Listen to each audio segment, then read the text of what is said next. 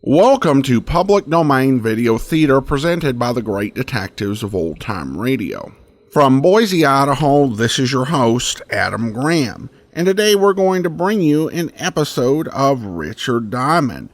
This one originally aired July the 29th, 1957. It's Season 1, Episode 5. The title is Picture of Fear.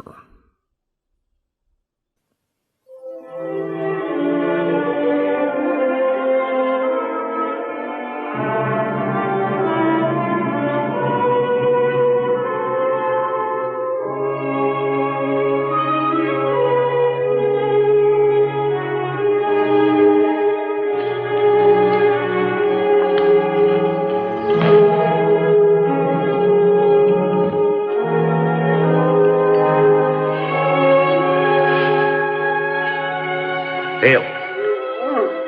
Any luck?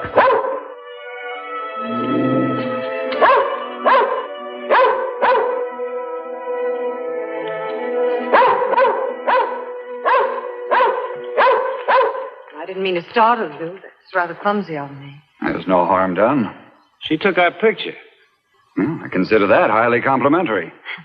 Well, I couldn't resist it. The grouping was so perfect. Better give me that film, lady. Well, I can't very well do that without ruining the role. Well, of course, I'd be happy to send you a print. Well, you see, this is really a little embarrassing. At least to me it is. My wife thinks I'm away at a business conference, and, well, she couldn't understand that sometimes I have to get away to relax and think. Oh, well, she'll never see this. It's just a personal hobby of mine. One roll of film, more or less, won't matter, lady. If you don't mind, I think I'm the one to decide that. You're staying at Twin Peaks, aren't you? I believe I saw you at the lodge. You may have. In fact, you're in cabin number 8, Nancy Miller. I must confess, I asked the manager about you. I think I'd better be getting back. Oh, just a minute. You, sure you know the way? Yes, perfectly. Thank you. Well, perhaps we can have a drink together later. Well, I'm afraid not this evening. Tomorrow, if you'd like to stop by. Yes, I would, very much.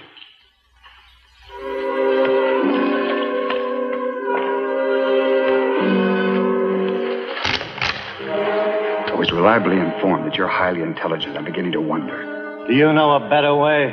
Several. But if it does come to your way, I'm sure we could pick a better place than this.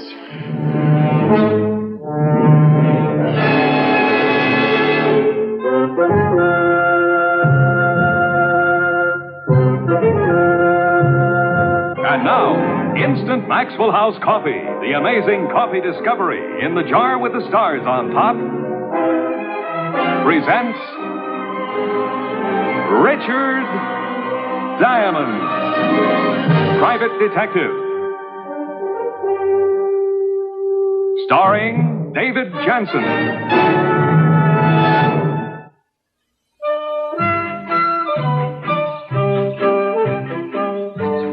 Now, any man with good sense who goes fishing is not a man with good sense. From the crack of dawn to the crack of dusk, the only thing I hooked was the branch of the tree in back of me. No, it just doesn't look tender enough. To make it worse, I'd promised a certain young lady a fish fry. Jim? Harriet Talbot. Yes, I got it. Immediately, if possible. There's a plane at midnight. But they caught me at it. I don't think they know who I am yet. I'll call you.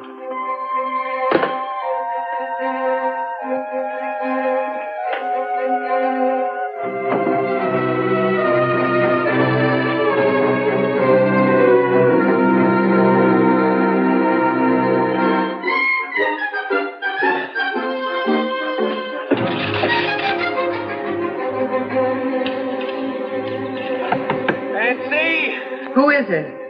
It's me, Diamond. Just a minute.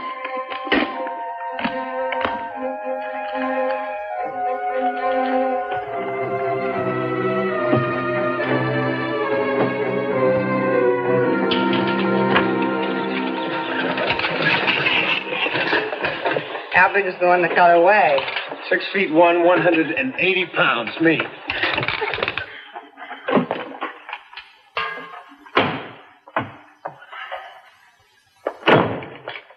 Are you locking me in or someone else out? Habit, I guess. Yeah. And, drawing the blinds before it gets dark? Let's just say we do things differently in Kansas. No, I was, only trying to make conversation. I improve after sundown in the first martini. If you don't mind, I've got several things to do. Yeah, well, all right. I'll see you in 45 minutes after I change into my human being clothes. I'm sorry, but I'm very tired. Well, hey, we had a date tonight, remember? I thought we'd have a commercial fish fry at that little roadhouse down the way. Frankly, I'd forgotten. Can I take a rain check? Honey.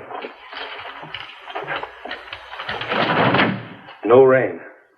I really don't feel like playing.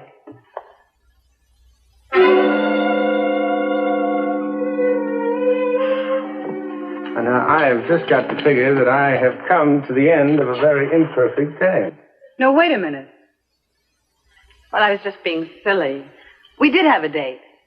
Yeah, well, that's what I thought 2 minutes ago. And then 1 minute ago, I thought we didn't. What's in here? And there? Flies. I mean, hand-tied, custom-made, guaranteed flies. Only I didn't tell the fish about the canteen. You know, as of today, I, Richard Diamond, completely renounce the noble art of angling. Huh? Now the other one. I seem to be pretty helpless. Would you open the door? You don't strike me as the completely helpless type, Mr. Diamond. Oh, wait, I'll get my purse. Why? Well, I'll walk with you to the lodge and wait for you there. I thought you said you had something to do here. That's what I said. I was being silly.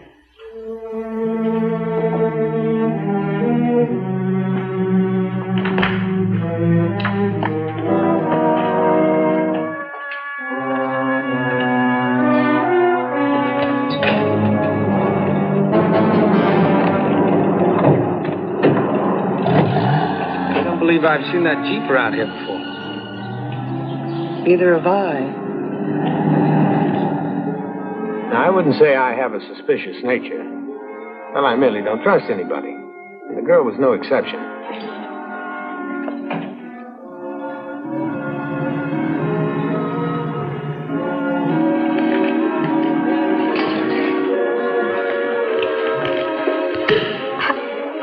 Scary? No, of course not. Well, something had. You seem to enjoy prying into my character, Mr. Diamond. Well, now, you've got to admit it's fascinating. When I met you 3 days ago, you mentioned that you lived in Montana. Now, today, you live in Kansas City. That takes character. I was just using Kansas as a figure of speech. There are a few things more obvious than damsels in distress. I thought maybe I could help. I'm not in distress. That is another thing about damsels in distress. They never admit it. I'd much rather be plied with champagne and philosophy, Mr. Diamond. Well, Miss Miller, how nice seeing you again. I don't believe we've met. My name is Adams. Oh, well, Richard Diamond, how are you? How do you do? Won't you join? I'm sure Mr. Adams would rather rejoin his friend. No, as a matter of fact, I'm quite alone.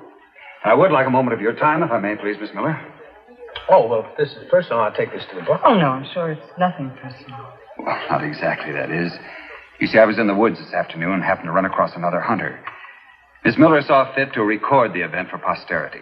Well, I explained to Mr. Adams that candid photography is my hobby. Yes, and as I understand, quite an expensive hobby. Miss Miller, I'll give you $50 for that roll of film. It's a hobby I should look into. I told you, I'll send you a print. Perhaps I'm not making myself sufficiently clear. Hobby people have a penchant for entering contests, Mr. Diamond. A friend of mine a few years ago on a hunting trip took several pictures, and they all ended up in a color layout and outdoor living. I'm not that good. Well, let's say, then, that my peace of mind is worth $100 to me. Oh. You know, these prices get out, you're going to be the most photographed man in Twin Peaks. I think we can dispense with your little pleasantries, Diamond. I do not enjoy being bought, Mr. Adams, or bullied. Perhaps you can make her see reason. Hold out for 200. I'm sorry you're taking this thing as some sort of a jest. I only think you're being very unreasonable. Yes, perhaps I am. Well, I would appreciate your restricting that photograph to your private collection, Miss Miller. Now, would you two excuse me, please? Yeah, see you around. Well, so that's what it's all about, huh? All right, I admit something's bothering me, but it's certainly not that silly picture. Now, if you don't mind, I'd like to go home. No, we still have some champagne left. Please?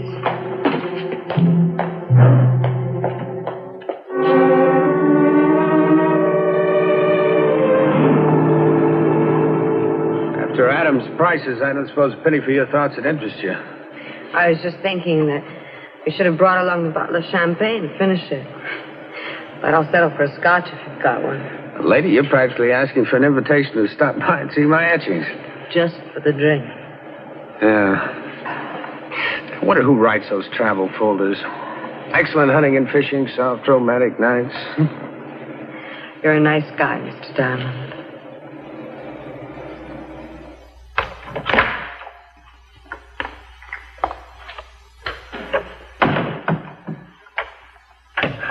Well, it's not much, but, well, let's face it, it isn't much. I'll get the drinks.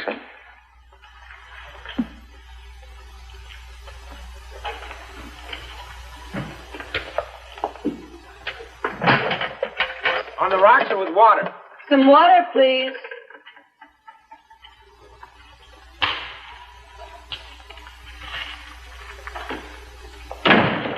There you go. There's no law that says we can't pretend it's champagne. Well, I could giggle, say it tickles my nose.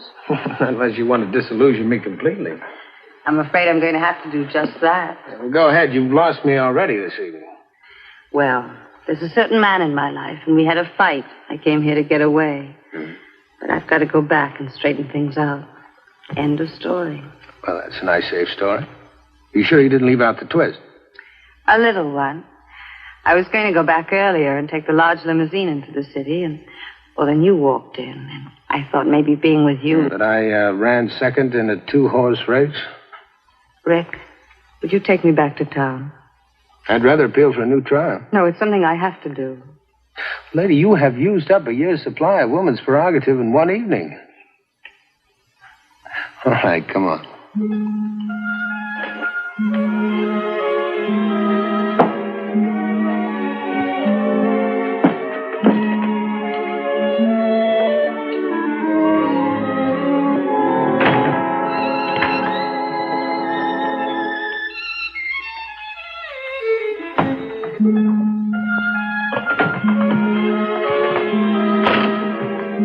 Well, I'm packed. Almost.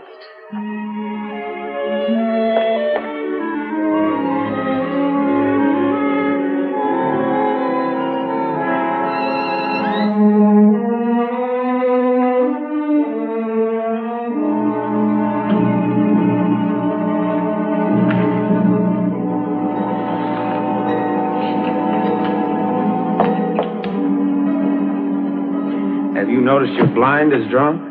Let's not go into that again. All right, but it wasn't drawn with me left.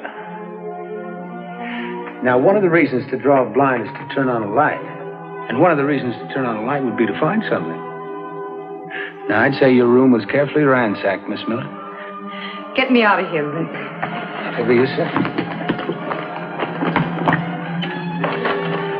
Did they get the film? No. Well, I knew I was in it now. My curiosity had pushed me past the point of no return. Curiosity in the color of her eyes and the way her nose turned up at the end. Well, I didn't regret getting involved. I did regret leaving my automatic 200 miles away in a drawer.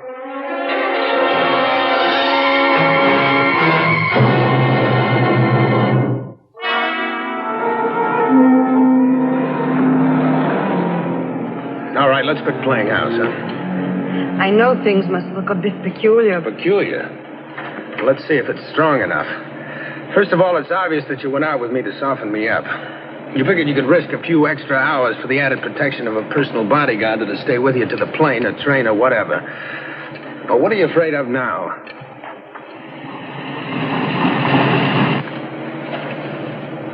Who's behind us? I don't know. Adams, maybe. The man he met this afternoon, or both. Well, don't tell me that film isn't important now. How far will they go to get it? They're not going to get it. Now, let me put it to you this way. The name in the flap of your purse is Harriet Talbot. Tell me you changed your mind about your name. Rick, you've just got to trust me. I don't see why. It's obvious that you have the film and our little friends back there want it. I think I'll stop and give it to them. You can't. Look, they're not going to settle just for the film now. They'd have to take care of us. Look, lady, you'd better convince me of that or I'm slowing down. What if I told you I'm a reporter? Even with the few facts I have, I'd say that spelled trouble, if I believed you. Do you? Well, 90% no. It's the 10% that traps me. Guess I have to go along for the ride, don't I?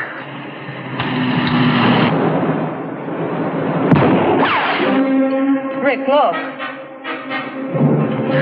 Yeah, I don't have to.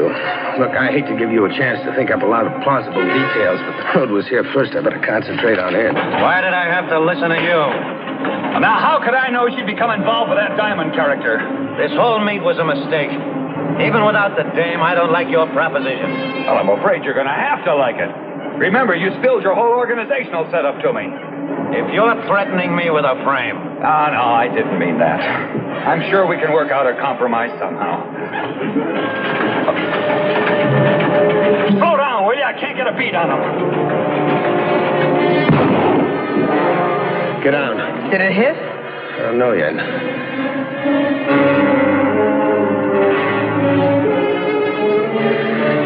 Take it back. It hit. What are we going to do? This big masquerade of yours didn't include carrying a gun, did it? I didn't plan on quite this sort of activity. I'll have to settle for your makeup kit.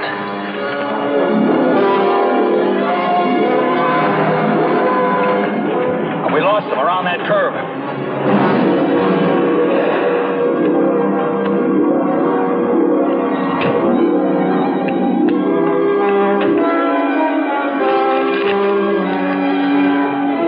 Your paper buys me a new car if this works. Get over there.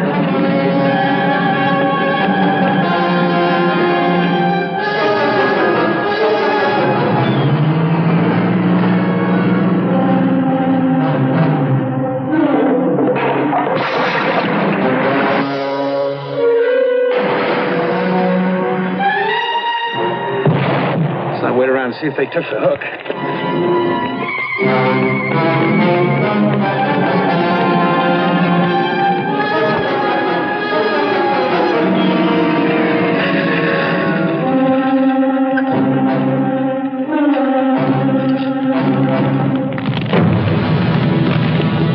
I'd say this makes it perfect for us. Anybody could have an accident here. Yes. And even if the doors were sprung and they were thrown free, they still wouldn't stand a ghost of a chance. Not a ghost of a chance.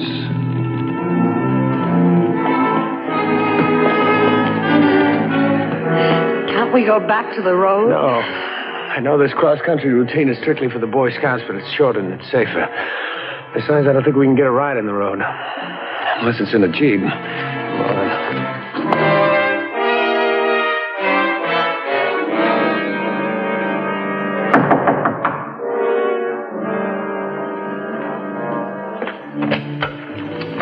Can I come in for a moment? Why, certainly, officer.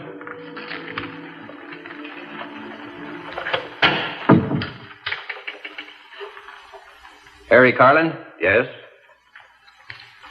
That narrows it a little. Narrows what? Car went over the cliff at Devil's Bend. We figured it had to come from here at Lakeview or from Twin Peaks. Had all the guests accounted for except an Adams, a Diamond, and a Miss Miller. All from Twin Peaks. Don't suppose you know anything about them? Can't help you. Too bad.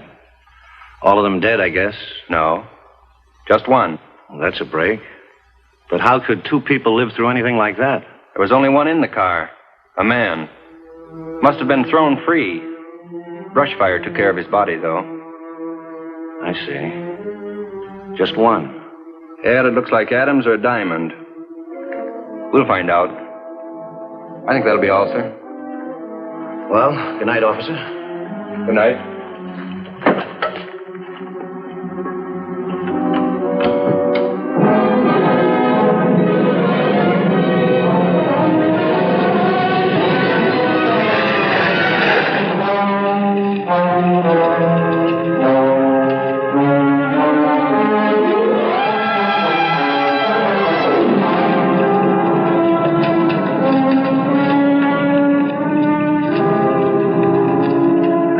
steal this shirt from Diamond just to wear, Mutt. Go find him.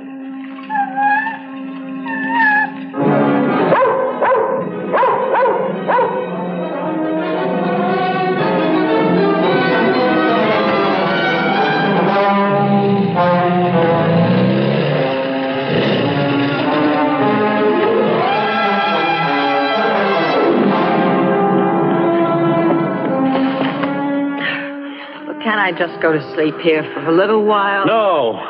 You're just trying to punish me because I won't tell you something that's none of your business. Yeah, now look, anytime I'm subject to being killed, I think I have a reason to know why. I'm sorry. You'll understand in a few days. Yeah, well, I can't wait that long.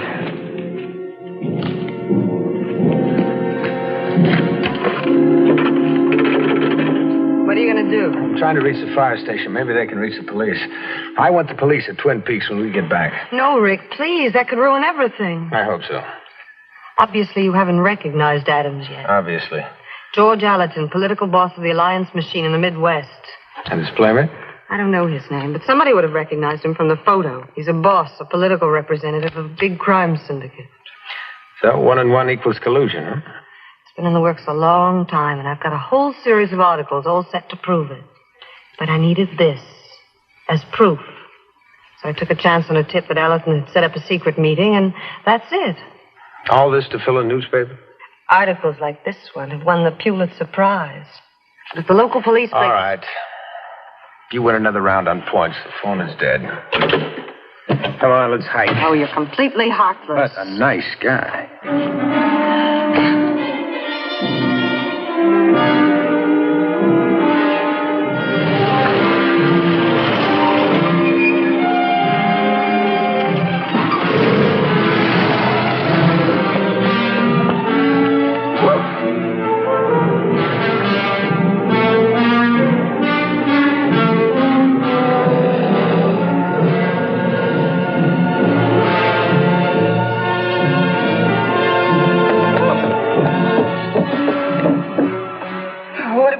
Wait for the Queen Mary? I have to settle for one of the lifeboats. Am I hearing things? The other man had a hunting dog. Well, that lets the boat out.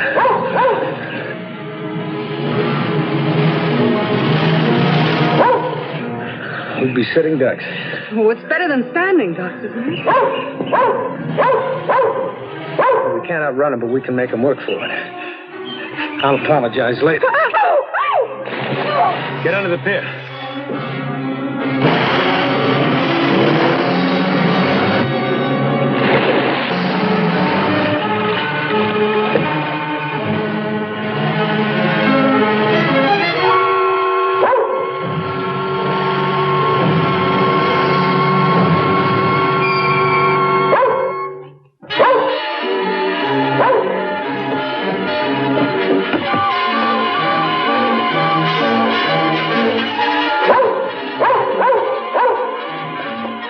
Come on out of there. You hear me? Come on out of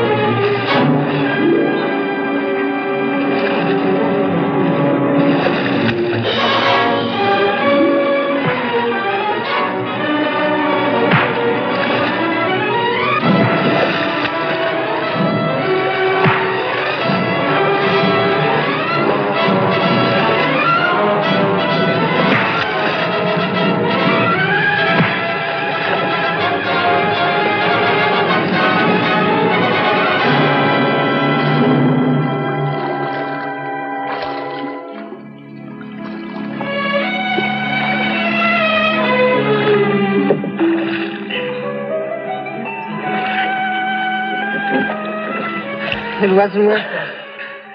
You know story was worth that. Well, this is a fine time to tell me.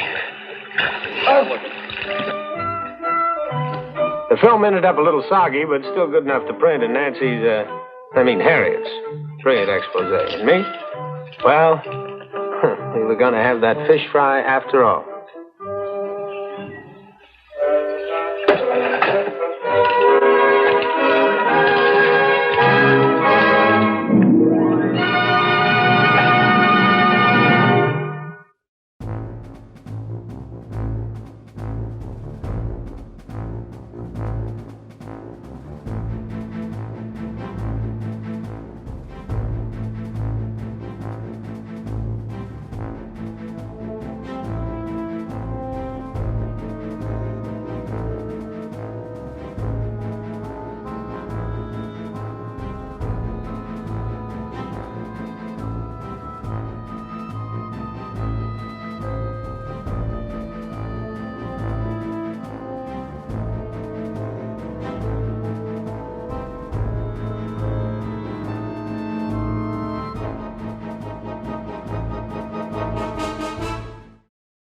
Tune in again next week when Instant Maxwell House Coffee brings you another adventure of rich... Welcome back. Well, I like this episode. I think it may be my favorite one of the Richard Diamond series that I've seen. The plot takes a different turn on what's a typical and really overused mystery plot. Particularly during the Golden Age, where someone just accidentally gets some compromising pictures. And there's no evidence that this person is going to use those pictures in any way that would be likely to be publicized. And so the people in the pictures commit murder and do all sorts of things that ultimately are far more likely to expose them to legal jeopardy. So I liked Adam's initial reaction of let's not do something really stupid, such as shooting her in the woods with our own gun. And of course the twist that her intentions with the pictures are not so innocuous as far as the criminals are concerned. And I like that we really do have the identities of all these people kept secret to us throughout the episode, and it's left to Diamond to cope with this.